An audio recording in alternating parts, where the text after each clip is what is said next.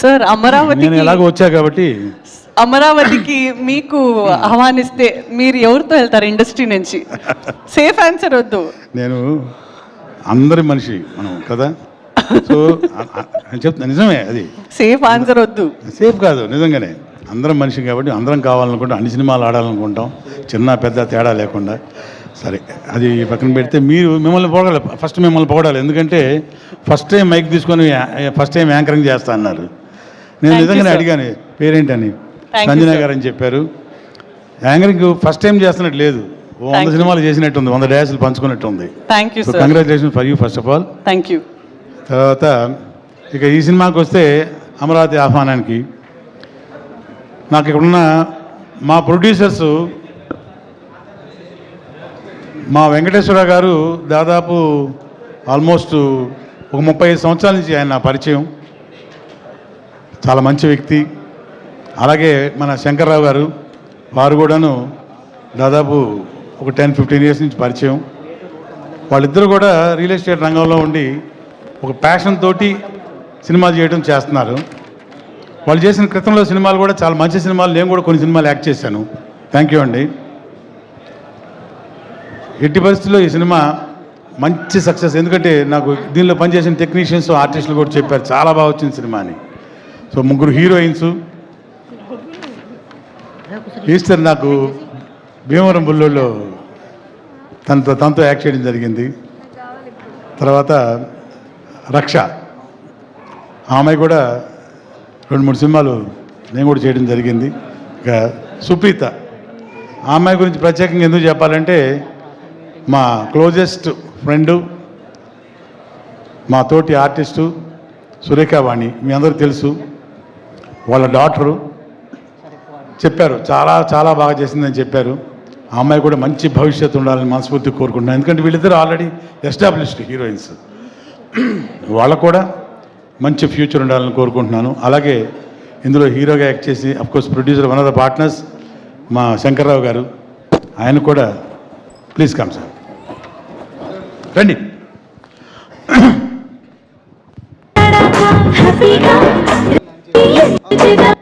చాలా యాక్టివ్గా వారి సినిమాల్లో కూడా నేను చేయడం జరిగింది. చాలా యాక్టివ్గా ప్రొడ్యూసర్గా కాకుండా ఒక ప్యాషన్ తోటి ఇలా మంచి బాడీ, మంచి స్ట్రక్చర్ మెయింటైన్ చేస్తూ మంచి సినిమాలు తీస్తున్నారు. ఈ సినిమా మిగతా అంటే మన డైరెక్టర్ గారు సార్, డైరెక్టర్ సార్, కంగ్రాచులేషన్స్ అండి. It's a great dais for you. ఎందుకంటే తను ఏంటో అనేది నెక్స్ట్ ఈ పిక్చర్ సినిమా అయిన తర్వాతనే ప్రూవ్ అవుతారు జనరల్గా డైరెక్టర్స్. ఒక కాన్ఫిడెన్స్, అతని మీద అతని కాన్ఫిడెన్స్ డెఫినెట్గా ఎవరికైనా ఉంటుంది డైరెక్టర్స్ అనే వాళ్ళకి before release.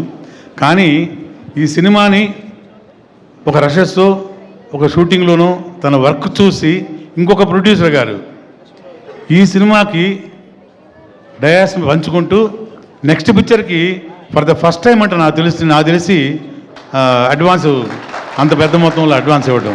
So congratulations sir. నాకు కూడా ఫస్ట్ టైం సార్ అడ్వాన్స్ బయట నుంచి రావడం.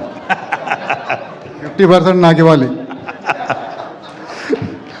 సో నిజంగా అండి, ఒకప్పుడు అంటే నేను సమయం వచ్చింది కాబట్టి చెప్తున్నాను అనమాట. నాకు గుర్తొచ్చింది ఏంటంటే మొట్టమొదటి సినిమాకి, ఆది సినిమాకి వివి వినాయక్ గారు, డైనమిక్ డైరెక్టర్ వివి వినాయక్ గారు, ఆది cinema release day before day ఎందుకో మేమిద్దరం ల్యాబ్లో కలిసాం. అక్కడ జస్ట్ ఏదో ఫైనల్ చెకింగ్ జరుగుతుంటే ఇప్పుడు ఫస్ట్ రిలీజ్ చూస్తున్నారు చెకింగ్, అంటే ఇప్పుడు డిజిటల్గా చెకింగ్ సినిమా చూస్తున్నారు.